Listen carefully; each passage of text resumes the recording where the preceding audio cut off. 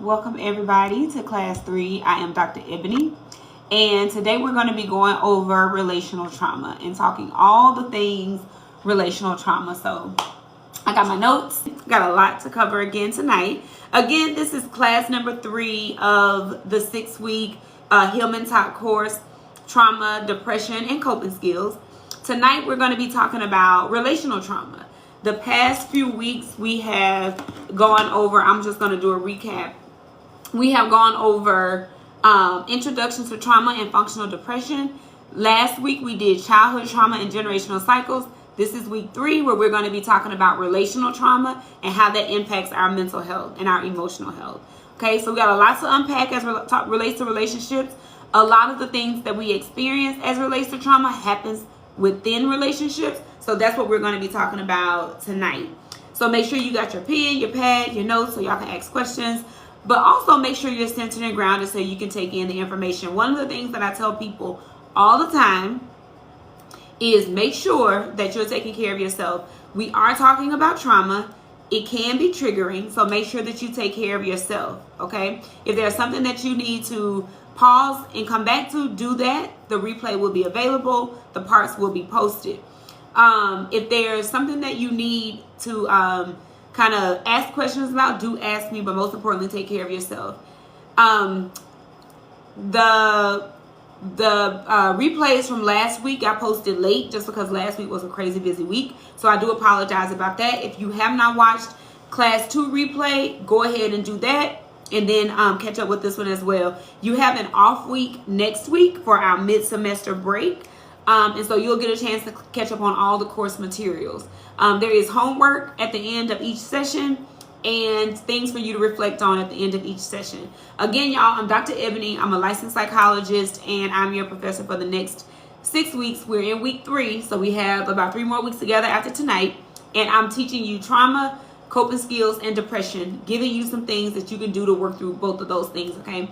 The way that you can engage at the end of this course, somebody will win my therapy cards. I do have those going out to people who engage, people who are sharing, people who are discussing, people who are basically showing up in the class. So we will have a giveaway for that at the end of the course. And if there's any questions, y'all can always find me on Instagram or send me a DM. Okay. So now we're going to get started because I'm already 10 minutes late because I had work. Okay. So I like to get started by doing a couple of deep breaths and just centering myself and orienting myself to the space. So I'm going to take a couple deep breaths in, and I invite you to do the same.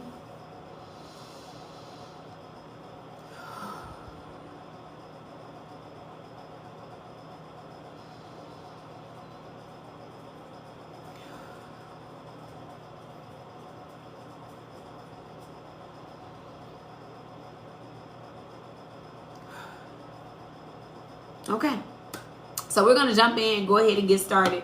Now, the way that the replays go is I break them up into 10-minute parts. Some of them are chopped up so we can get rid of all of the other stuff that's not the course material. So if you're here and you're live, wonderful. If you're catching it on replay, wonderful. Welcome. Glad you're here. So tonight we're going to be focused on relational trauma and emotional health. We're going to be talking about what is relational trauma, betrayal, boundaries, trust. We're going to talk about we're going to talk about trauma bonding in the clinical sense, and we're going to talk about how that impacts relationships, strategies for healing and rebuilding relational health, and then we're going to have a little bit of a Q&A discussion at the end, and then your homework assignment, okay? So thank y'all for being here. Share this out to your folks. Make sure if you share any parts of this that you're tagging me at Dr. Ebony on TikTok, at Dr. Ebony Online on Instagram, okay? So what is relational trauma? Relational trauma is things that occur inside of a relationship that impacts the way you feel trusting of folks, the way you feel trusting of yourself. It can be in the form of abuse, and it can be the form of neglect. The way some textbooks may describe relational trauma is that it has to be repeated. Trauma does not have to be repeated for it to be traumatic, okay? You can experience trauma by something happening one time. So when you're in a relationship and it's happening repeatedly, of course, that's going to be traumatic and have long-lasting impact, because research shows us that people who are repeatedly exposed to trauma, those are the people who have more complex, long-lasting consequences as a result of that trauma. But I want to make sure I convey to you that trauma doesn't need to be repeated for it to be traumatic. It can happen one time. So relational trauma is that stuff that happens in close relationship with other people that violates, that looks like betrayal, it looks like neglect, or it looks like abuse. It can be either something that happened in childhood, or it can be something that happened in adulthood. For the past 2 weeks, we've been talking about childhood trauma, and we've been talking about the way that that shows up in adulthood. So it could be childhood trauma like physical abuse, emotional abuse, mental abuse, psychological abuse. It can look like attachment trauma. Remember in class 2, we talked about the different types of attachment styles. So go back and watch that if you haven't. But a lot of things can happen in our adult lives, the way we form relationships based on those things that happened to us when we were children. As adults, we can experience relational trauma in the form of toxic relationships, friendships that are toxic or dysfunctional, or family dynamics that are dysfunctional or toxic. Okay, and that can look a number of ways. Friendships that are one-sided, friendships that are harmful. A lot of betrayal and neglect can happen inside of these dynamics. Friendships are one of the most significant places that people experience betrayal, a violation of trust, and abuse of some kind, like emotional abuse. And we are starting to talk about that a little bit more, but we don't talk about that enough. People are severely hurt and experiencing trauma inside these relationships. Okay, so what happens when you experience childhood trauma or adult trauma? What impact does I can't talk, y'all. I've been talking all day. What impact does that have on trust? Okay, y'all ever been in a situation where y'all are like, I don't trust people, I don't like people, I don't trust people, I don't trust them around me? Chances are, if you are saying you don't trust people, you have been harmed in some way by people. Now, that probably happened when you were a child, or that happened when you were adult, or both, right? But we don't learn to distrust people unless somebody has violated trust for us. So when you don't trust people, it gets in the way of you building close bonds with people. A lot of times you'll hear therapists say things like, oh, just be vulnerable. Oh, just sit with it. Oh, just allow yourself to emote and ask for what you want and ask for what you need. Well, if you don't trust the people you're in relationship with, it's going to be very, very hard for you to ask for what you need, express your emotions, show your emotions, and tell people what you want, right? If you've been in a situation as a child, especially let's take attachment. If you've been in a situation as a child with parents who weren't welcoming to your questions, who didn't care if you had a problem, guess what? You're going to be the adult many times, or the way that that can show up is that you become the adult who don't ask anybody for anything. You don't ask people for anything. You don't trust that people can be trusted with your feelings, so you keep them to yourself, or you keep things bottled up. So that's how that can look, okay?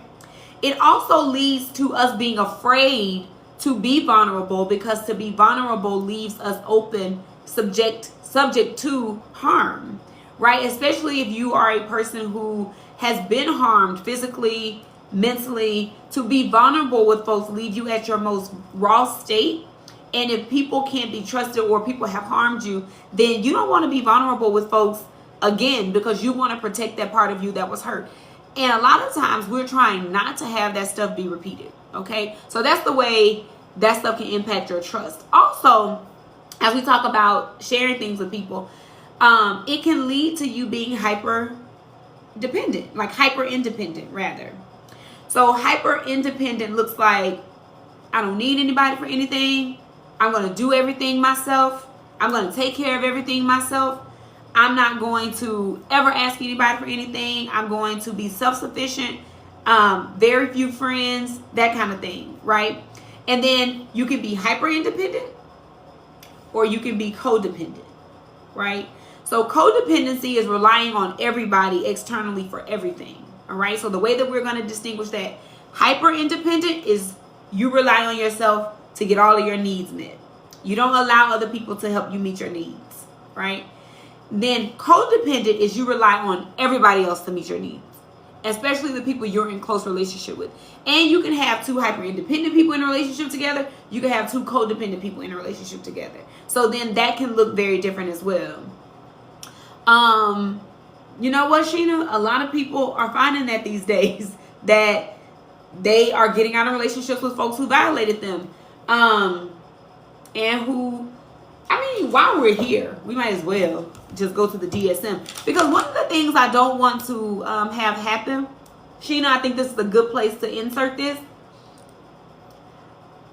We do suspect narcissism in a lot of folks, but a lot of folks are not narcissists. A lot of folks are just mean. A lot of folks are selfish. A lot of people are self-absorbed. A lot of people are harmful. A lot of people are evil. A lot of people are disregarding of your emotions. A lot of people are abusive. But a lot of people are narcissists. And I think that this is what a lot of people experience. Because, okay, and this is what I tell my clients all the time. So we're going to take a pause to give y'all some information around clinical diagnosis, okay? All of this works together. That's why we're here to learn, right? Say this is the mental health spectrum. The mental health spans a spectrum. I'm a visual person, so I got to use visuals. Say this is the spectrum. This is nothing, and this is a clinical diagnosis, right? So many of us at some time or another will have traits that span this spectrum. Many of us, you put us in the right situation, you give us the right mix of things, sprinkle a little bit of desperation with a little bit of abandonment, any one of us can look like we have a mental health personality disorder. I promise you. So if you think you're out of the woods for having a personality disorder, many of us are sprinkled along this spectrum, all right? Because give us the right mixture of things, the right abandonment, right attachment, right relationship, we just sprinkle. Now, there's a spectrum and then there's a clinical cutoff. Say this is the clinical cutoff right here. The general population is going to move up and down this spectrum like this. When you get over here, you have to meet some very rigid criteria to be diagnosed as clinically diagnosable as something. But in our everyday lives, we explain to people using big clinical terms what we're experiencing so people can understand what it is that we're experiencing. So if I'm a neat freak, I might say, oh girl, that's my OCD acting up. That's me using big terms to describe everyday things that are happening. Or I can say I'm easily startled, oh girl, that's my PTSD acting up. I'm using big terms to describe what I'm experiencing so people get an understanding of what it is that I'm experiencing, okay? Now, when you get down to the clinical side of things, when you come in our offices, when you meet with us, and we ask you all of these questions, you got to meet all of this criteria. A lot of people won't meet this diagnosable end.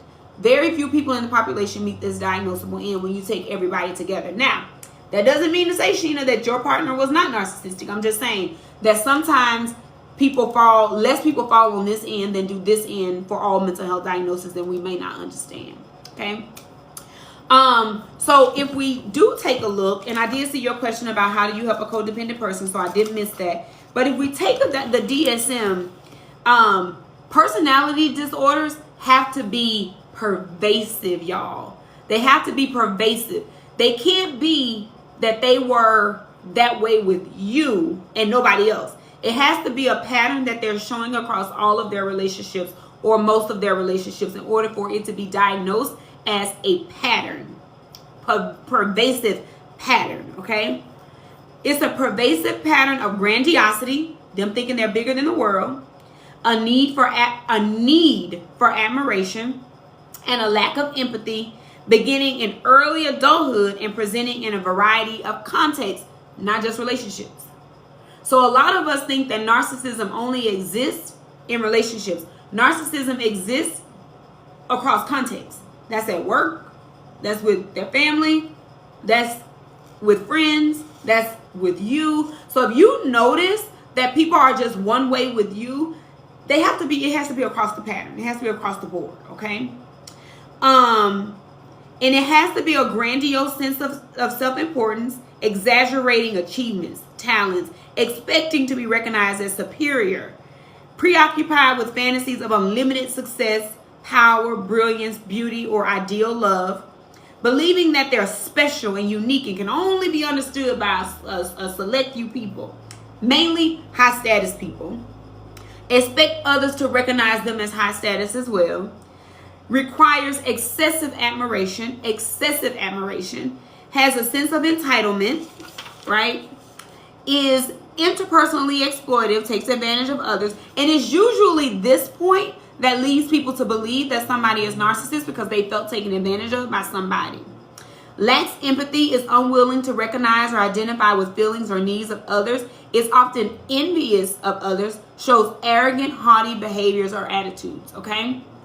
So you have to meet at least 5 of those to be diagnosed as narcissistic. Now, can people have narcissistic traits? Absolutely. User 482109873, you said it, not me. But absolutely. Sounds like somebody we know. Right? Sounds like somebody we know. So, they have to meet 5 of those, y'all. Okay? So, so people can have traits. I just wanted to share that with y'all. Now I'm going to go back up and answer some of these questions. How do you help a codependent person?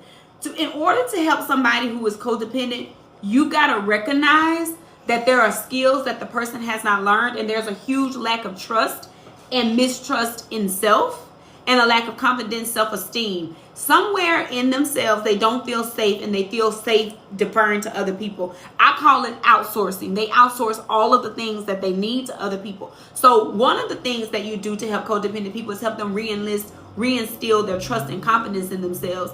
Figure out where that happened and how to get that back. Because the more trusting of yourself, the more confident you are, the more independent you become. And also setting up an environment where people are able to take care of themselves. Codependent people usually lack trust in their ability to take care of themselves. So working with codependent people, you help them learn that they can actually do for themselves and find safety in their ability to keep themselves safe. So that's just one simple answer to a complex problem. Thank you. I'm glad you're here. Let's see. Yeah, because I don't think we talk about that enough. But what if what lasts for years? What if the behavior of narcissism lasts for years? I mean, people can be abusive now. People can be abusive and harmful without meeting a clinical diagnosis of narcissism. Y'all, since we got the DSM out, there are way more personality disorders other than just narcissism. Some people are histrionic. Some people are paranoid personality. Some people are antisocial personality. Some people are avoidant, dependent, obsessive compulsive personality. So a lot of times when we're engaging with folks who are doing something for years inside of a relationship, they could have a personality disorder, but it doesn't mean that it's narcissism. It could be any one of these things, right? It could very well be paranoid personality disorder. They don't want you to go nowhere. They don't want you to talk to anybody. They don't want you to be friends with anybody. They don't want you to have your family members. They don't want you to kind of like do anything without them. Always checking to see where your location is. That's controlling, but it may not be narcissism. It may be paranoid personality disorder. Okay. Could be antisocial, which is a disregard for rules in society, disregard for societal norms. Could be that, you know, it could be so many things. Avoiding personality disorder, a pattern of social inhibitions, feelings of inadequacy, and hypersensitivity to negative evaluation. So if we're dealing with somebody who experiences these things, we automatically kind of like go to the ones that we know. But y'all, we got like at least 10. We got at least 10 that people could be sprinkled in and out of. Okay, it could be BPD, it could be narcissism, it could be avoidant, it could be dependent, it could be paranoid, right? It could be so many things. Thank you for encouraging viewers to share. How do you stop replaying the trauma in your mind? That's a hard one, because your brain is going to do what brains are going to do, which is think. So some people are going to perseverate. Some people are going to keep thinking about it, ruminating about it. But in order to stop the thoughts, you literally have to start. Some people do better with exposure therapy. Some people do good with EMDR. So in order to stop the trauma from replaying in your mind, it's not going to stop completely, but it becomes more manageable. Okay, you get more, you get less habituated. You get more habituated to it, and so it becomes less stressful, less consequential for you, less disruptive for you. But the brain is going to do what the brain is going to do, which is think. I'm still thinking about stuff that I experienced when I was in 5th grade. I'm still thinking about stuff that I said last year to folks. I'm still thinking about things that I did that I'm embarrassed about. I'm still thinking about that fall that I had in college in front of everybody, right? I'm still thinking about, when I do my hair a certain way, like, I remember when I was made fun of, when I look at myself in the mirror. So the brain is going to think. The point, though, is to not have trauma not repeat itself. You don't want a lobotomy. Like, you don't want your brain to stop thinking. You want to become more comfortable with the memories, to make them more manageable, so that they don't disrupt your day and that they're not all that you're thinking about. That comes through trauma interventions, right? That comes with working with someone or learning yourself how to be mindful, reminding yourself to come back to present, slowing down your nervous system, and most of all, reducing the amount of triggers that you are exposed to. Because a lot of times we're exposed to triggers and we keep putting ourselves in the same situations that we're going to get to in this lesson tonight. We could put ourselves in the same situations and continuing to trigger us over and over and over again. Therefore, we continue to think about the trauma. So we keep getting with the same type of people, but I'm going to come back there in a second. Yeah, so you may have grounds to suspect, right, Sheena? You may have grounds to suspect.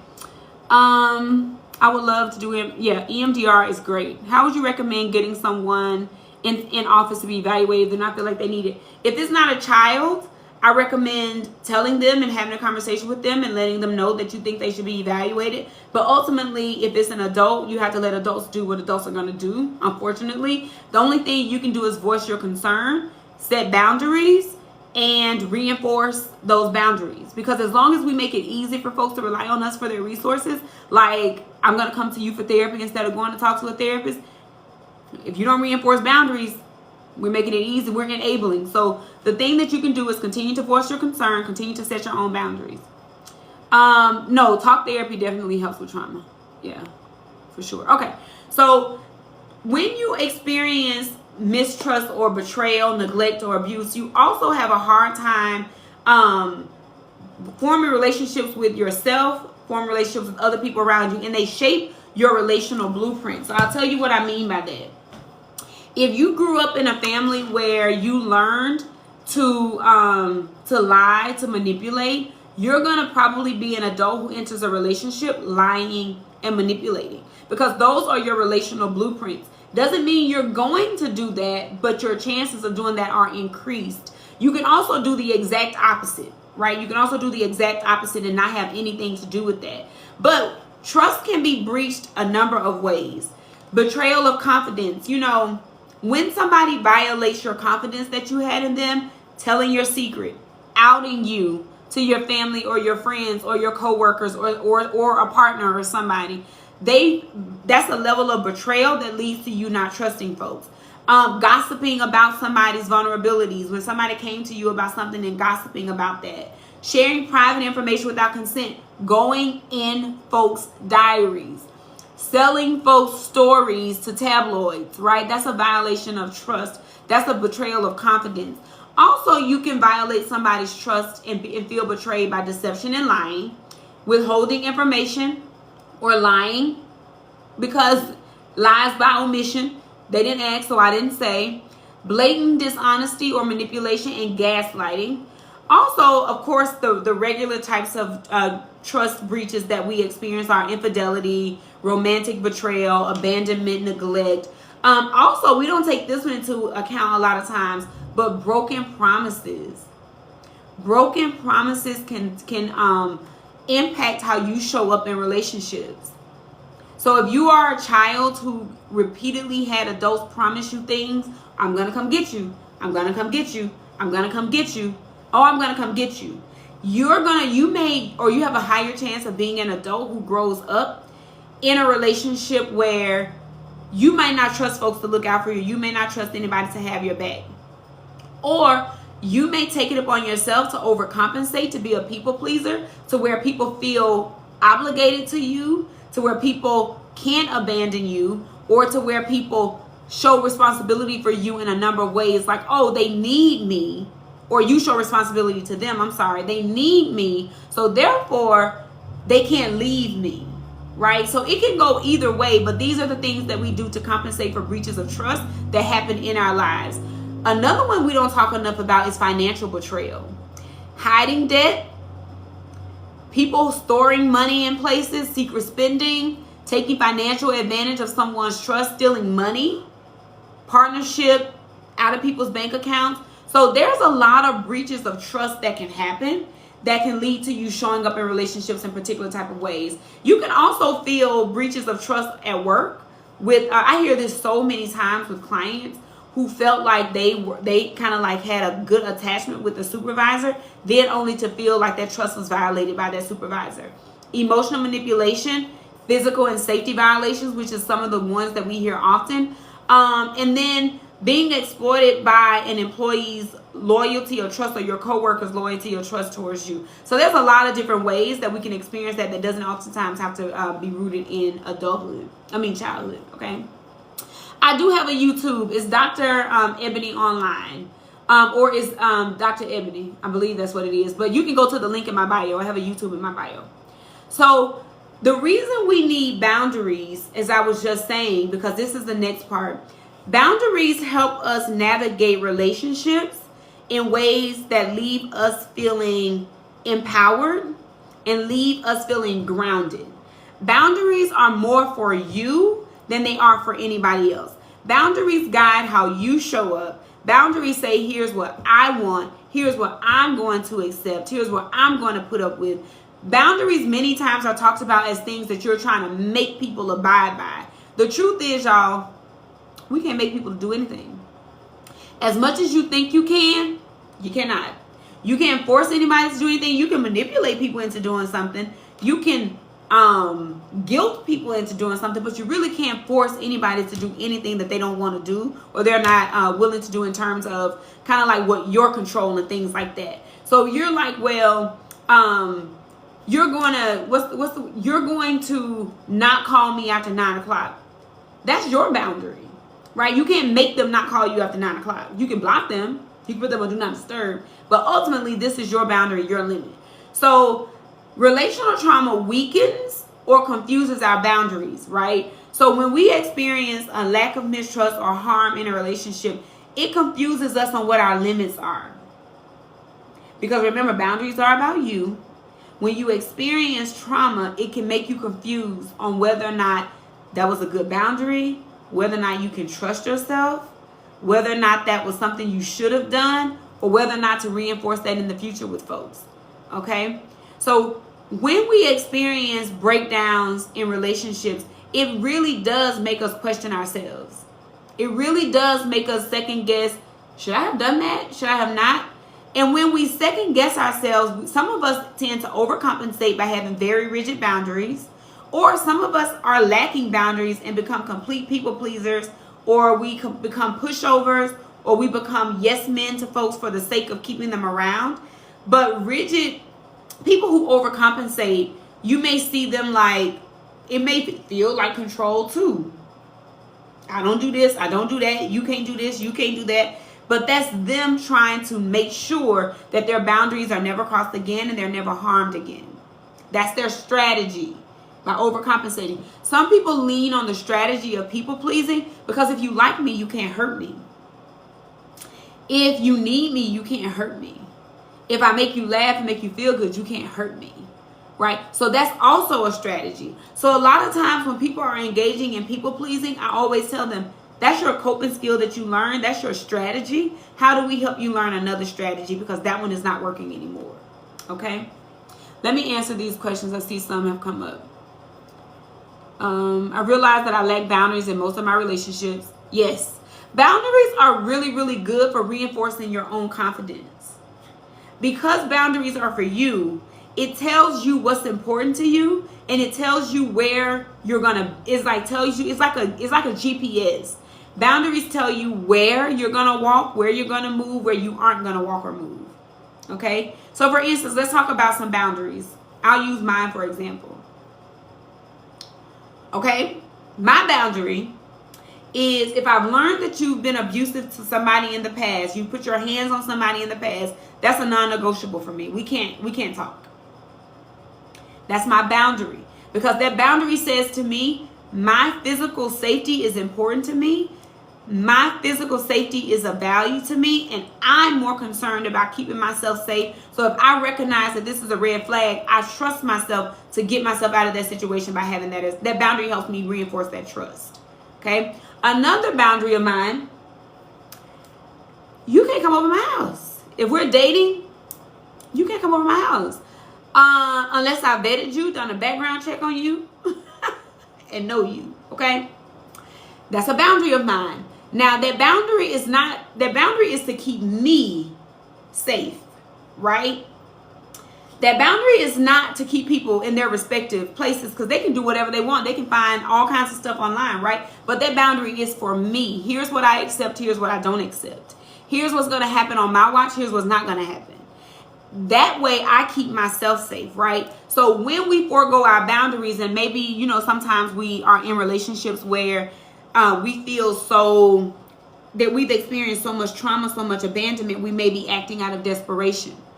And so out of our own desperation, we may become people pleasers and abandon our own boundaries of, oh, well, if I don't let them come over here, they may not like me. Well, when you do that, you basically are saying, I rely on my strategy of them liking me, rather than trusting that I can keep myself safe, or trusting that they're going to like me whether I set this boundary or not, right? So there's a lot of trust in yourself that is woven into the boundaries that we keep, or the boundaries that we choose to abandon, right? You're welcome. Okay. Let's see. I want to give y'all some more information on, let me see.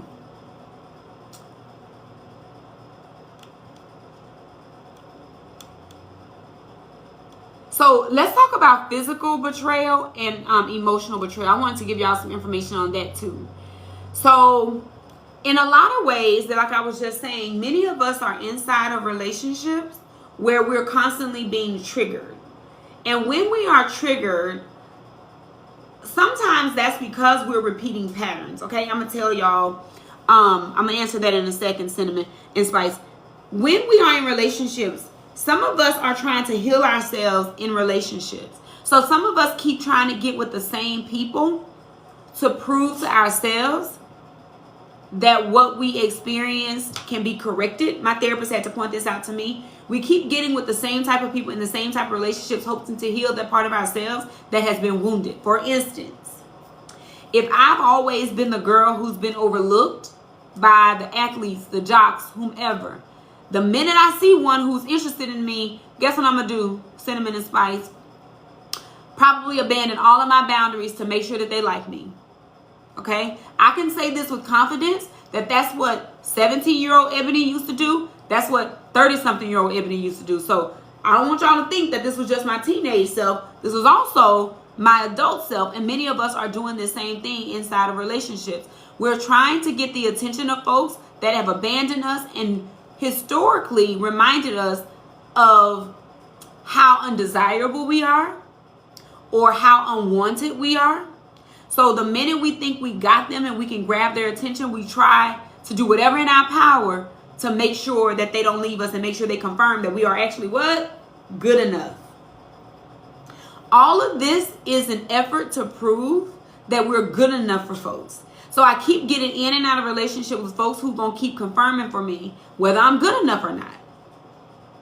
Right? So if I'm good enough, then I can't be abandoned. If I'm good enough, then I'm worthy of love. If I'm good enough, then I will be loved. Right? And we keep leaning on people to prove this to us rather than proving that to ourselves. So this is what I mean by outsourcing your work. Right? So you let people, you put it on people to prove to me I'm good enough. Tell me I'm good enough. Show me I'm good enough by choosing me. If you come from a family like I did where dad was gone, all of that stuff, your little child brain only remembers and it only makes sense of, not that he needed to go live his adult life and they weren't a good fit. The only thing your brain computes is, oh, you left me. So now I feel responsible for your adult decisions. So now I become an adult who feels responsible for other people's decisions, even their decisions to choose me or not. So what way do I learn for them to choose me? People pleasing. So to answer your question, Cinnamon and Spice, yes, People pleasing is often a trauma response and a survival tactic. So remember, we learned fight or flight, right? Now there's fight, flight, freeze, or fawn. Fawn is people pleasing. So there's 4 F's. Fight, flight, freeze, or fawn. Fawn is people pleasing. Making sure people like you for your survival. Because believe it or not, our nervous system, whether there's a real threat or not, when people don't choose us or we don't feel good enough, our nervous system reacts in the same way as if there was a snake at our feet or a lion outside or a burglar outside. It gets wired and it says danger. So when we see danger, abandonment feels like a snake at your feet, a lion outside, it says go into action, and you go into action with the response that you are familiar with, which many times for folks is people pleasing. The threat feels just that serious. Okay. Let's see. I think I missed one question. Yep, I got that one. What are some ways to recover from self-abandonment? Okay, so I'll tell you one of the ways I did, Sheena, and this is just me, right? Personally, I had to teach myself that I was safe with myself. So I would take myself on solo trips. I went out of the country by myself. I started to take myself to the movies by myself. I started to take myself out to eat by myself, because one of the ways that I was showing up in relationships is to make other people responsible for my safety. So I needed to prove to myself that I was safe and I could keep myself safe. So if I could keep myself safe, if you want to go, you can go. Because my safety is no longer connected to you. If you don't choose me, I recognize that's your decision. That's your preference. That has nothing to do with me. So a way to actually recover is to learn the art of detachment, which is detaching from things. Detaching your worth and value from people and the things that you can do. It's a long process. It's not overnight. But detaching yourself from what can you do for folks to who am I and am I good enough just because? And that's a record that I keep having to play over in my mind every day, all the time. I'm good enough if I never do another thing. I'm good enough if people choose me or if they don't. And if you want to take it that way, you can. It can come from a place of arrogance if you want it to. But it's taken me to be insecure and to have low self-esteem to even get to the place where folks may say, well, you arrogant now. Because I've been through a lot to get here. I've had to fight through a lot to prove to myself that I'm worthy and I'm good enough. So if it comes across as arrogant to you, you know what? Take that up with yourself. I don't know what to tell you, right? I'm playing, but I'm for real. Okay? But that's the way that you stop abandoning yourself, is to recognize what you offer to yourself, and that if you never do another thing, you're good enough. A lot of us have wounds so deep around being good enough that we show up in relationships trying to overcompensate or get people to prove to us that we're good enough, because betrayal in our past has left us feeling or confirming that we indeed are not good enough. Even people have said it out of their own mouths to some people. You aren't good enough for me. I'm going to go find somebody better. So when you find people who say that to you or who kind of repeat those things to you, it tends to kind of confirm for you and become a core memory. So you got to work to rewind that. You got to work to unlearn that. Okay. All right. Yes, I'm glad this is resonating with y'all. There you go. Okay. So we're going to go back up to, I'm looking at my notes. We're going to go back up to exploring trauma bonding now. We're going to shift and pivot to trauma bonding. For those of you who are here, I'm Dr. Ebony. I'm a licensed psychologist, and I'm a professor for the next 6 weeks here on Unofficial Hillman Talk. I got in too late to get my name on the official roster, but I'm doing trauma, depression, and coping skills over the next 6 weeks. This is week 3. Week 1 and 2 are put up in parts on my feed, so go watch that. But tonight we're talking about relational trauma and the impact that it has on our emotions. Now we're going to go into, we talked about relational trauma and what violates trust, how betrayal impacts us, and how boundaries impact us. Now we're going to talk about trauma bonding and its effects on relationships. Now I want y'all to understand, we're not talking about the trauma bonding that means that you meet somebody, y'all meet each other, and y'all just blurt out your traumas. That's not trauma bonding in the clinical sense. That's trauma bonding in kind of like the pop culture, trendy sense of the word. Trauma bonding is actually a cycle of intense emotional highs and lows that keep people stuck in unhealthy relationships. Okay, so it's a pattern, right? You're so welcome, right? It's the cycle. It's a cycle of intense emotional highs. So we can be in a relationship with folks that we are trauma bonded to. Some of y'all may call it soul ties. Actually, it's trauma bonding. It may be called soul ties. You ever been with somebody you're like, girl, I just can't leave them alone. I don't know why they have this pull on me. I don't know why they have this hold on me. Because y'all have trauma bonded. Whatever word you choose to use, that's what it is. It's intense emotional highs and lows that keep people stuck, right? Okay. Your body has a physiological reaction to this type of attachment. Dopamine and cortisol release. Okay, remember dopamine is the feel-good drug, right? It's the feel-good hormone that is released that feels like a drug, right? It contributes to this attachment. Remember, the highs are high. They're good. They're great. But the lows are low. They're impactful. They're hurtful. But that makeup, that high again, it's like a dopamine spike. It's a dopamine hit, right? And it feels very much like an addiction. So some people are literally stuck in patterns with folks because of the physiological responses in their bodies. The dopamine spikes, the cortisol releases. So in order to, you literally, we don't like this feeling, but literally to break those bonds, you literally have to send your body through withdrawal. It's nasty. It's ugly. It feels brutal to the body. It's painful. It literally feels like somebody is breaking your heart inside your body. And that's what is needed to disrupt the pattern of trauma bonding, right? Girl, I know I'm in your business and mine. So trust, I don't ever get on this good internet and talk to y'all about stuff I ain't experienced myself, okay? So I'm in all our business. It's like a heart attack, right? It's like a heart attack. My body just loves this person and not even sexually. So you telling the truth, I'm a living witness, right? Right? Your brain's chemicals, composition, the hormones that are being released, something about them feels it's magnetic. It is, some people call it passion, some people call it connection. Call it what you want, that's what's happening. And so like people have to do with drugs and stuff, you literally have to get out of the same environment. You have to get away from around the same people. You have to do things differently in order for this thing to be disrupted. But a lot of us have not learned the coping skills to deal with withdrawal. And it feels better to go back to that thing than to be without that thing. Okay? And so this is why I have so much compassion for folks who use and folks who are addicted, because many of us are struggling with addiction in our own lives in some way or another. That may not be a formal addiction, but we are definitely stuck in a pattern in some type of way that we can't will ourselves out of. That requires intervention sometimes. Requires us to do the hard things. Require us to really get separated from that thing. Okay? Okay? It's common in abusive relationships too, but you can also see this in friendships and work dynamics. Okay? I definitely have experienced this with friends.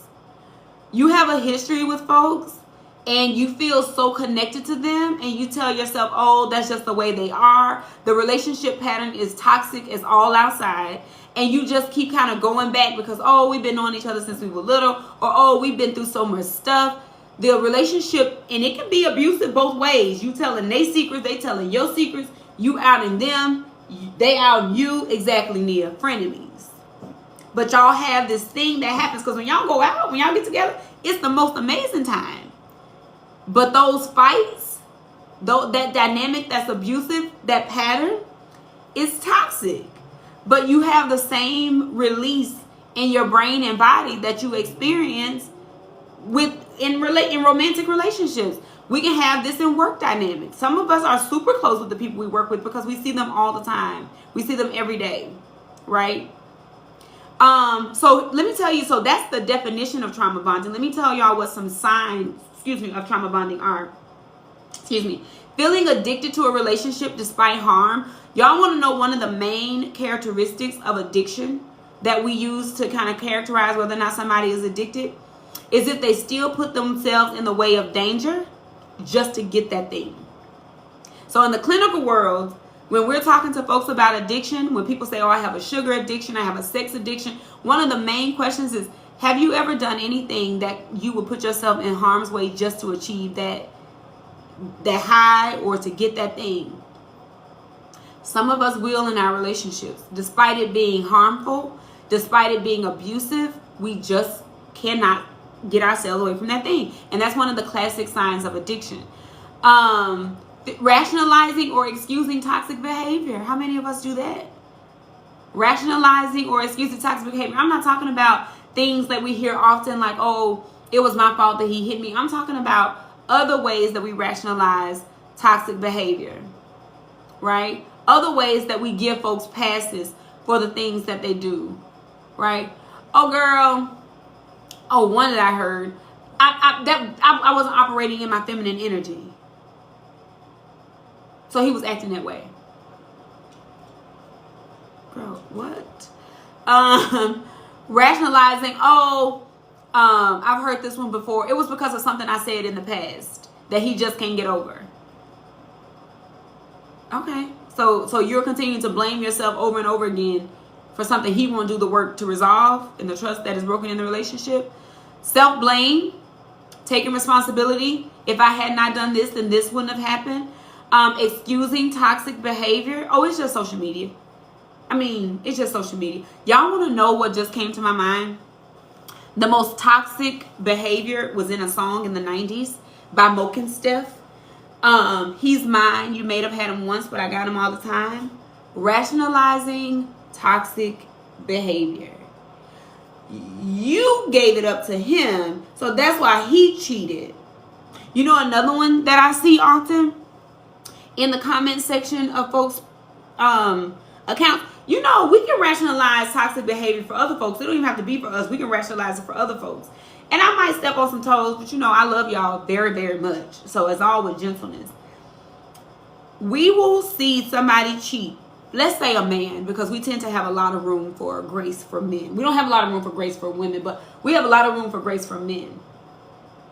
So a man cheats. Let's add some spice to it. A married man cheats. And in the comment section, you know what they'll say? They will beat that woman who he cheated with to death. She should have known that he was married. She knew he was married. She did it. Women have been blamed for men's behavior since the beginning of time. That's us rationalizing toxic behavior, because not once have we given the responsibility back to the person who's in that relationship, but we will rationalize and make other people feel guilty for the things that they do, which continues to enable the cycle of these patterns to happen, whether you're in relationship with them or not, right? But we do it. We do it so much. They drag the wife, right? Such a toxic song. I sang my little heart out. I sang my little heart out at 11, right? So that's the way it shows up. Also, signs of trauma bonding, because we will guilt somebody into staying in a trauma bonding situation. Two, it happened to me. It happened to me. The women in my family also kept me in a situation that was toxic, therefore continuing the pattern of trauma bonding that they were used to in their relationships. So when I was about 25, I got married the first time. Yep, I've been married twice and divorced twice. Do with that information what you want. The first time I was married, my aunt was like, you're not going to get a divorce because no woman in this relationship has had a successful marriage. So you are going to stay married. No matter if I was unhappy or not, she was like, you're going to stay married. The situation was not good for me. The situation was not good for him. But they were like, you're going to stay married. So there are things that we can do to keep people in cycles of toxic behavior trauma, right? Because we're trying so hard to fulfill our fantasies, to have our dreams come true, to have our beliefs realized, that we will persuade and guilt other people into staying in toxic situations. You know what? I'm going to say y'all, but I don't mean y'all. I mean people. And no, I'm not a man basher because I've been divorced twice. I love men all the same. I'm just saying some examples. So I don't want y'all coming for me.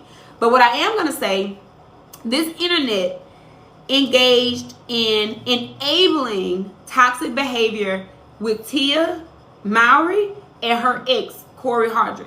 I think that's his last name. I'm going to just say Tia and Corey, okay?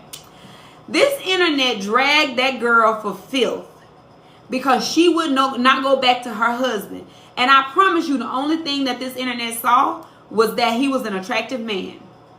But this internet dragged that woman for being single and dragged that woman for breaking up her home, not knowing anything about what she was experiencing in her home. But these are the ways that we enable trauma bonding, and these are the ways we make folks ashamed for getting out of situations that are trauma-filled. We say things like, I have no idea, Nia. I have no idea. But we say things like, you don't leave a good man. That's a good man. You don't do that. You stay because he's a good man. And we don't know what those people are experiencing inside of their relationship, right? So one of the things we have to do is check our own selves and whether or not we are projecting, whether or not we are projecting our wants and desires onto folks. Because a lot of times what we're doing is we don't want to lose hope for relationships. So we want people to stay together to make sure our hopes stay alive. Okay? We can't do that. We should be doing it. I don't know if they're together or not. They may very well be. I stay out of them people's business. But I do like her, so I don't know. But that's the way that it shows up. Okay? That's the way that it shows up. So the effects that trauma bonding can have on your mental health, it can cause you chronic anxiety. It can make you doubtful of yourself, and it can make you exhausted emotionally. Y'all ever been around somebody who don't know, they're like very doubtful of their decision making in relationships? That can either be because of the trauma they experience or the shame and guilt they experience from the outside. A lot of people who trauma bond have low self-worth, and they have a hard time recognizing safe relationships. This is big. A lot of people confuse passion with safety. A lot of people inflate or conflate chemistry with safety or money with safety. And so a lot of people are driven towards particular characteristics for folks and not really vetting people to can they really keep me safe? Safe in the sense that I need to be safe, right? Yeah, this house is big. Yeah, that car is nice. And yeah, that may afford you some opportunities that you haven't had at first. But are you really physically, emotionally, and mentally safe in a relationship? But people who've not known that kind of safety and who have been traumatized their whole life, they will confuse safety in a material sense for safety in a physical sense. And it's not until they get into a relationship that they realize, oh my God, this person is not safe. Many times they've already made a family with this person. Many times they've already kind of moved in, made some commitments to this person, so it's hard to get out. But many times being trauma bonding leaves you confused about what a safe relationship feels like. Because we confuse, oh, they're going to do whatever for me. There was this story on Instagram, y'all. It was a woman who had a baby. She had a baby by a guy. And she got into it with her partner, and her the child's dad came and got her from that abusive relationship. And people were in the comments saying, oh, that's who you need to be with. That's who you need to be with because he came and got you. He came and rescued you. This is a prime example of us confusing Cinderella stories with love and safety. Just because somebody came and saw about you when you were in an abusive relationship because you're the mother of their child does not mean you need to be with them. But we will confuse rescuing from one abusive relationship. We will confuse that person as our savior because trauma has taught us that that's what safety looks like. And we'll find ourselves in yet another abusive relationship because there's a reason they're not together in the first place. But we see, oh, but he rescued you. You should be with him. And when you listen to other people say things that other people should find, I don't know, cute or honorary or chivalrous, that's the word I'm looking for. it says a lot about where people place their emphasis and focus on love and safety. It says a lot about what they've learned love and safety to feel like. A lot of us will think, oh, I was stuck and my tire was flat, and so they came and changed it. We should be together. Many of us struggle with that so much, but that's because over the years we've learned people have been so scarce in their ability to show up for us that the minute somebody shows up for us, we're like, oh my God, they love me. Oh my God, we need to be together, and we miss all the signs. And that's why we end up in situations that are continuing to trigger us or be abusive, because we're not looking for other things. We're just kind of following that sign. We've been let down so often. Yep. Yes. One of the things that I encourage you to do is to write out, like journal. When I am safe, safety will feel like this. What does safety feel like to me? And let this be a working document. I did this exercise on what does love feel like in a relationship to me? And love feels accountable, trustworthy. Love feels safe. Love feels freeing. Love is liberating. These are all my words now. So you can decide for yourself what safety looks like. Safety for you may feel liberating. It may feel like you can be yourself. It may feel like you can say whatever. It may feel like you can walk around with your hair not done, or you can walk around in your gown all day, or it may feel like you can fumble over your words. What does safety feel like to you? If you were safe, how would you know? That's an exercise that I'm just going to kind of give to you just to give. Okay, so y'all can do that as a way to kind of understand, like, you get an idea once you know what a thing feels like to you. When you get in a situation, it becomes easier. I'm not going to say it's easy, but it becomes easier to say, ooh, I feel like I have to shrink who I am. I feel like I'm code switching. This ain't love, because I said love was going to feel liberatory to me. I said love was going to feel like freedom. This don't feel like freedom for me to have to tell you everywhere I'm going. This don't feel like freedom for me to have to explain myself and feel like I'm walking on eggshells. So now when I know what it feels like, I can gauge when I'm in these situations, what's happening. Do I feel that way? Okay. So now we're going to move on to the strategies for healing and building relational health. I'm just going to pause right here because new people are here. I'm Dr. Ebony. I'm a licensed psychologist. This is class 3 on trauma, depression, and coping skills. We're talking about relational trauma tonight. This is not therapy, y'all. This is all for education. So anything that I give you is just a recommendation, not something that counts as therapy. So make sure you are discerning that as well. We are on to point number 3. We're talking about ways that we've talked about ways that trauma disrupts our relationships. Now we're going to talk about ways that trauma actually rebuilds our relationship. One of the ways that we can actually repair what has happened to us is by self-awareness and acknowledgement. Yes, there will always be a replay. It goes on my YouTube first, and then I chop it up into parts and put it on my feed. Parts 1 and 2, class 1 and 2 are on my feed. Class 1 has 9 parts on my feed. Class 2 has 8 parts on my feed. So make sure you go and catch that. But one of the ways that you're going to rebuild relational health is self-awareness and acknowledgement. Recognizing your own patterns without judgment. I can't say that one enough. One of the things that we do so much is we judge ourselves very, very, very, very harshly. We call ourselves stupid. We call ourselves dumb. You should have known better. We don't get anywhere by using that kind of language for ourselves. You're welcome. You're welcome. You don't get anywhere using that kind of language towards yourself. Self-acknowledgement and self-awareness is okay, girl. We keep going for these people who look a particular type of way. You know what? Let me back up. I'm going to tell y'all a good example of when I did it. I'm going to use myself. That's all I know how to do. You're welcome. Here's what I will always say to myself when I found myself in a sticky situation when I was dating. Your current self would not put up with this.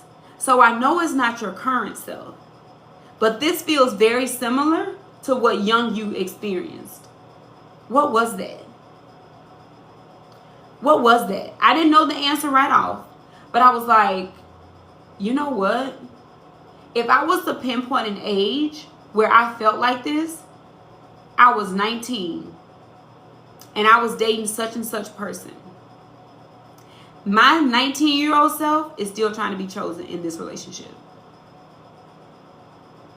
So I will always say, Your current self isn't making this decision. Your 19-year-old self is making this decision. She wants to be chosen. She wants to be loved. She wants to be validated. She wants to be seen. And it took months, y'all. I would even venture to say a year for me to be like, I've got to figure out a way to disconnect this 19-year-old from driving this ship and get back in the driver's seat, because she is taking us through it. She got us showing up with people we know we wouldn't even date now. She got us putting up with stuff I know we wouldn't put up with. Like, what is going on? And it took me several therapy sessions to process that. And I was like, what is she trying to tell me? So if you take a stance of curiosity, you have very little room for criticism, right? I used to beat myself up too and say, girl, you should know better. You're so stupid. Look how dumb you are. But that never got me out of the pattern. But when I took a stance of curiosity, I was like, you know what? What does she want me to learn? What does she want to know? What actually does she need? And when I figured out that she needed safety, I really couldn't keep putting myself in a situation where she was feeling unsafe. And I was like, you know what? Being in this situation continues to trigger her. And it's my responsibility now to keep her safe. She wasn't safe then, but I got to keep her safe now. So guess what that did? I answered the phone less. I ain't saying I was perfect, because I'm not. But I answered the phone less. I said yes less. I overcompensated less. I would catch myself more when I was people pleasing. If I felt like I was walking on eggshells, it made me have a conversation with her. And I was like, you know what? I can't keep putting her through this. I can't keep putting her through this. Because who does this benefit? So when I started being more mindful of how I was treating her, that helped me with self-awareness and acknowledgement. But it helped me to make some changes. But that self-awareness and acknowledgement was how I got there. Right? Rebuilding self-trust. Small, consistent actions that reinforce self-trust. And I use this with all of my clients. I use non-threatening situations, right? And I say, if you lack confidence, you probably are indecisive. If you don't trust yourself, you probably are indecisive and punt a lot of things to other people. One of them being, what you gonna eat today? A person who is indecisive and don't trust themselves is notorious for saying, I don't know, whatever you want. That's a low stakes situation. So if you're ever going to change the way you do things, if you're ever going to change the way you do things, start with the low stakes situation. Start with a situation that's not going to cost you a whole lot, that's not going to be life threatening or life changing. So I tell people, start with making a decision about where you're going to eat and what people are going to eat around you. Because one of the most vulnerable positions to be in sometimes for folks is the group giving you the decision to decide what a group eats at today. And you're like, oh my God. Because people pleasers struggle with being decisive. They want to make everybody happy. They want everybody to feel good. And so they can't even make a decision about where to go eat because they don't want somebody to be mad at them, because they feel like it's their responsibility if the food at the restaurant turns out nasty. That's how much people pleasers internalize stuff. So I tell people, if you struggle with confidence, start building confidence at a very low-hanging fruit level. Decide what a group is going to go eat today. And sit with that. Sit with the discomfort that comes up around maybe Chipotle going to be nasty today. I don't know. Maybe it's not. Maybe the burger joint we go to is not going to be the best. And just ride that wave of discomfort. When you do that, you allow yourself to see that you are able to make it through. You don't fall apart, and that people still like you and trust you. And you work on not internalizing things that you have no control over. You have no control over whether or not that food was good that day. So you allow yourself to just kind of rebuild confidence. Another way to build confidence is for affirmations and self-soothing. You are okay. You are well. Yep. She said, yeah, that's way too much pressure. Yeah. But Jen, try little by little, letting yourself kind of make a decision, low stake decision. It could be for you. What am I going to watch tonight? You know how you are scrolling Netflix and you just want to watch something and you can't make a decision? Just choose something. Because what you're teaching yourself You can always make another decision at another time. You're teaching your nervous system that every decision is not life or death. If we don't like it, we can turn it off. You're recognizing that you have choice and autonomy and control. The things that you really control is the situation that you get yourself out of. Like, if I don't want to watch it, I'm going to turn it off. Nothing happens if you don't want to watch it. Nothing happens if somebody's salad is not good. The most they may be is mad. But when you do that, you teach yourself that life continues to move. You continue to move. You have a choice to say, you know what? I had no idea, but we're going to try something else the next time. Or I don't want to watch this. I can get myself out of it. Self-affirmation, self-soothing techniques. I love to go to the movies by myself as a self-soothing technique. I love to just, wait, let me do this, y'all. Hold on. I got to make sure the live on. Okay, there we go. I love to just sometimes watch TV without my phone. Very rare, but I do it sometimes. And self-soothing is one of the things that I do. My dermatologist told me not to, but you know, sometimes we're the worst patient. She told me not to take a shower at night because of eczema and all this stuff. But one of the ways that I self-soothe is taking a shower at night before I get into bed.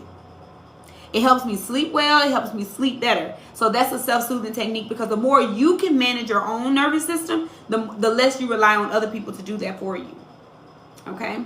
Another way that you can manage and rebuild healthy relationships is understanding secure attachment versus insecure attachment. Go back and watch class 2. Secure attachment versus insecure. Go back and watch class 2 because we covered that. Relearning what safe relationships feel like. You know what? I'm just going to take my time with this one. I know I'm dramatic, but y'all just going to have to deal with it. Listen. Some of us don't recognize safe relationships because they're boring. Hey, Rochelle. Some of us don't know healthy relationships because they feel boring. And we will not allow ourselves to experience safety because we don't recognize safety in terms of quiet. We don't recognize safety in terms of peace. We feel safe in what we know how to navigate. We feel safe in what's familiar. And sometimes what's familiar and what we know how to navigate is chaotic. So some of us feel safety when things feel familiar, whether it's chaotic, crisis filled, trauma filled, or not. Peace feels very unpredictable because we've never had to navigate it before.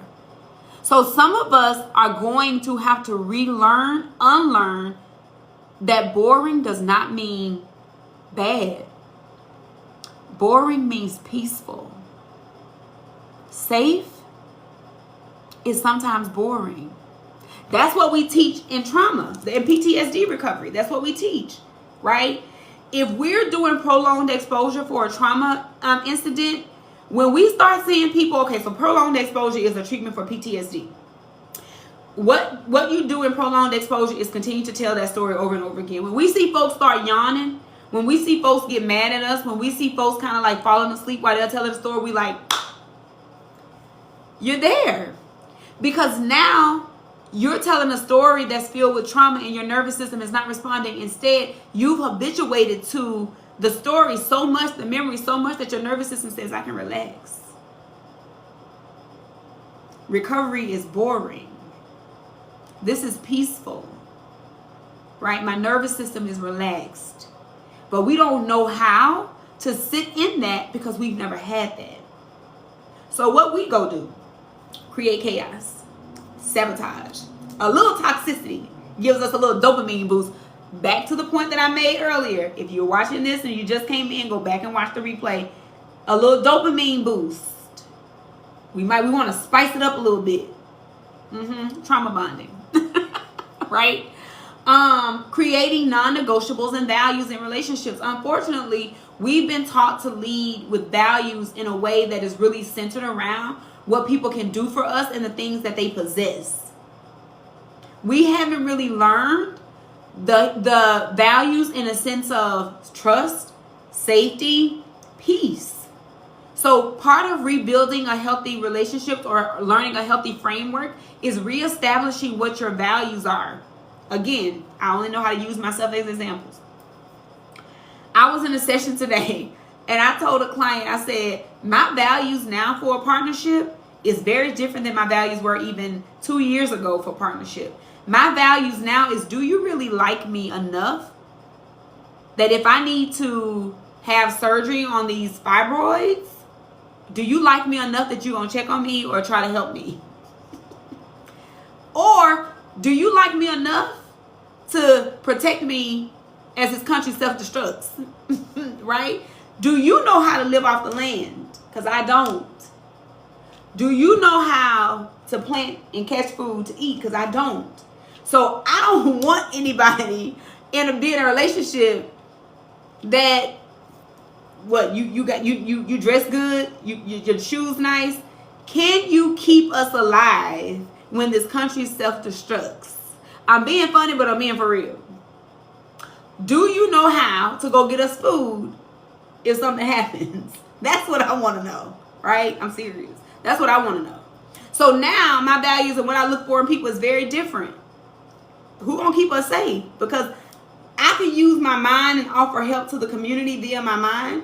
But if y'all asking me to go catch a fish, go kill an animal, go start a fire, go pitch a tent, I am lost. So who gonna help me? I'm being serious, for real. But as you grow, your values change.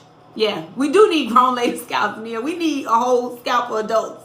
But what I'm trying to convey is that as you shift in your own needs, your values and relationships shift as well. But if you're really focusing on doing your healing work in all seriousness, you don't require other people to do that work for you. Okay? You can focus your values somewhere else. But many of us, because we've been traumatized so much and have had that stuff reinforced over years, we really have to create what a healthy framework looks like for us. What do healthy relationships look like for us? And you can do that inside of the relationship you're in now if the other party is willing. Okay? There's always room for growth and improvement, right? The last point is therapeutic and community support is how we're going to re-engage healthy relationships. Therapy, coaching, group support, helping to break trauma cycles. Being in classes like this, showing up, learning, having discussions, teaching people what you know is how we break cycles, right? The role of somatic work in emotional healing. Somebody asked the question like, can you just do talk therapy for trauma recovery? Yes, you can. And some people need to do real body work. Because trauma gets stored in our bodies. Remember, one of the readings for this class is The Body Keeps the Score. So some of us got trauma stored in our hips, our back, our joints. Some of us got trauma stored all throughout our bodies. And somatic work, breath work, movement, grounding exercises, or body work in general, massages, yoga, all of that stuff can help move that energy in and through. Okay? I love this book. Love it. Also, the way that we get to healthy relationships is realistic expectations. Healing is not linear. Healing does not look the same from relationship to relationship. So let's go back to the Tia and Corey situation, right? I don't know if those folks are together or not, but they very well could have done their work and found that they want to be together more than they want to be apart. But that did not come without doing some work and having some tough conversations and healing, right? If they got back together, they got back together on their timeline. They didn't get back together on the world's timeline, right? If we are going to use them as an example. So for many of us, we are really in tune with what other people want us to do, what we should be doing, what other people would have us do so they're not disappointed, right? Rather than listening to ourselves and figuring out what timeline we want to be on or what healing looks like for us in our situation. What feels safe to me may not feel safe to you. What is healing for me may not be healing for you. I like to go on solo trips. That may be triggering for you. Okay? So be careful what you're picking up from folks and assigning to your journey, because it may not be a fit. It may not be a value of yours. Okay?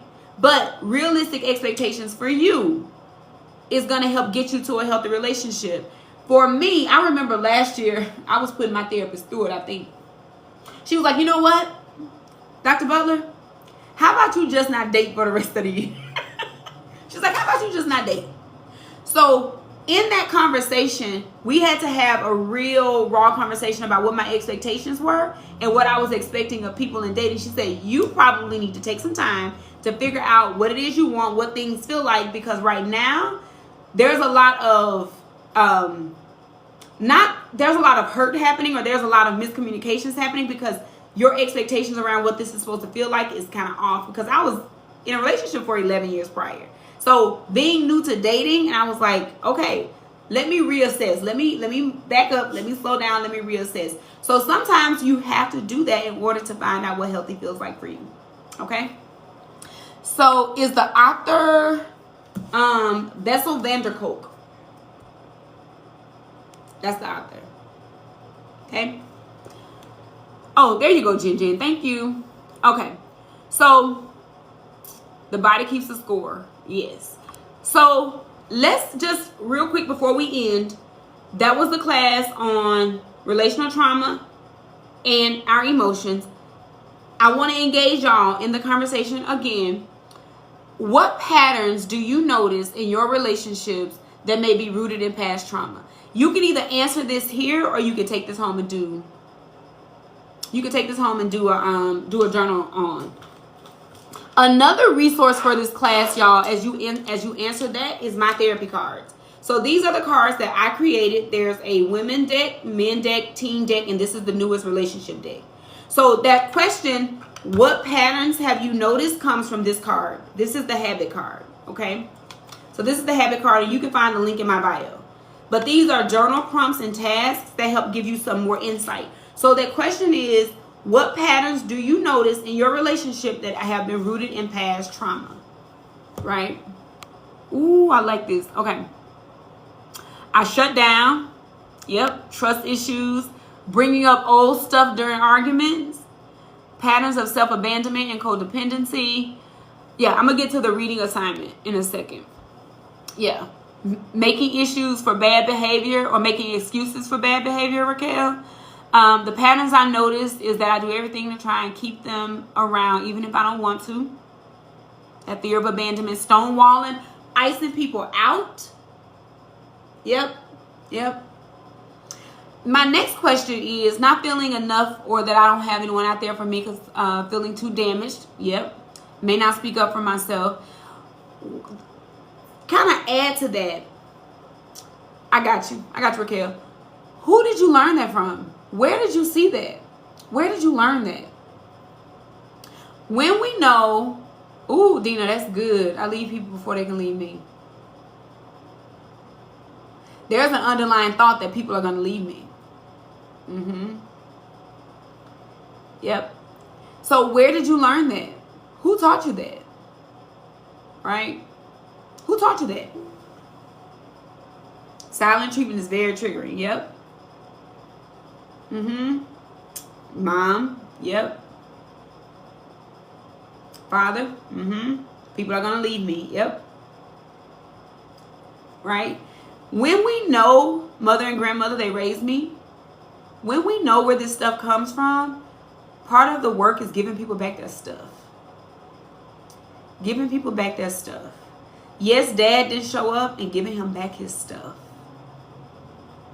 Rather than internalizing it and using that as truth for your life, right? So the question is, what patterns do you notice in your relationships that may be rooted in past trauma? Who did you learn that from? Where did you learn that? Yep. Implode until they exploded, right? On everything around them. So that's your homework assignment. There's a reading assignment too that I'm going to assign, but your homework assignment is the prompt. You can either get it from my therapy cards, or you can see this. What unhealthy patterns are you bringing into old relationships, or what things did you learn from past relationships that are rooted in trauma, right? Very scared to express self to mom, right? And that can be really serious, like still not feeling safe enough with your parent to kind of be your full self. That's serious. Speaking of reading assignments for this week, it's going to be this book. It didn't start with you. Because when I asked the question, where did you learn that? A lot of us are carrying things that we did not directly do, but that people gave to us, right? So a lot of us are experiencing things. And I will say, the chapter that I want you to read, it's literally at the front. The Web of Family Trauma. And there are some things that I highlighted, right?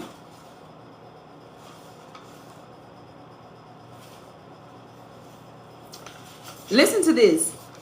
Research demonstrates that you and I are 3 times more likely to experience symptoms of PTSD if one of our parents had PTSD.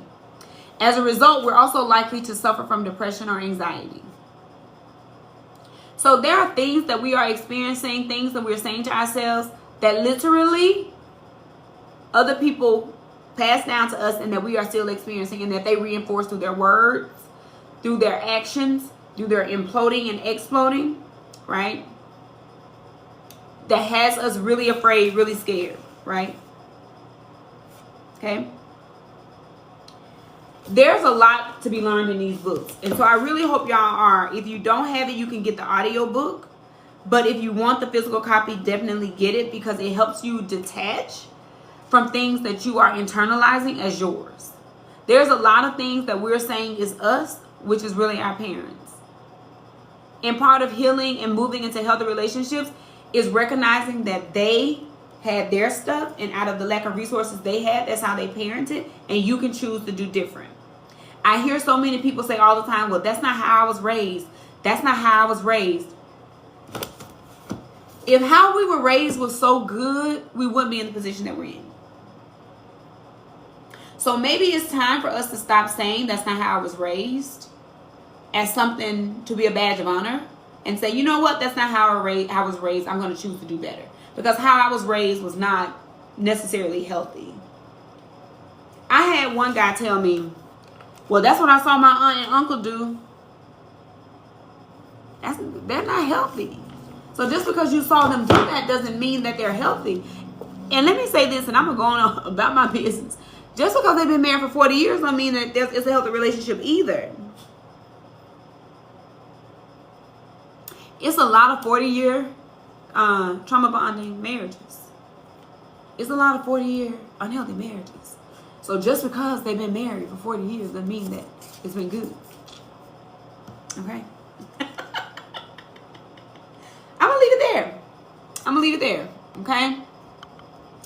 So I'm Dr. Ebony, y'all. This was class 3. I'm going to put this on my YouTube. It's going to be there tomorrow, and I'm going to put the parts up. I go out of town, but so y'all give me some grace, but I'm going to get these parts posted for y'all. We will not meet next Monday for class 4. Instead, class 4 will meet the first Monday in March, okay? March 3rd will be class 4, okay? We got a little spring mid-semester break. Go back and use next Monday time off to catch up on all of the classes. Now there's 3. We have 3 more to go. Class 4, we're going to be focused on race-based trauma and collective resilience. Week 5, March 10th, we're going to be focusing on culturally relevant coping skills. And week 6, we're going to do some reflection and things that we can put into action. Okay? So that's what you can expect from the rest of this course. Trauma, coping, and trauma, depression, and coping skills. Okay? And make sure that y'all use the link in my bio for the syllabus, or the syllabus has been posted on my feed. If you want the books, that is also on the syllabus.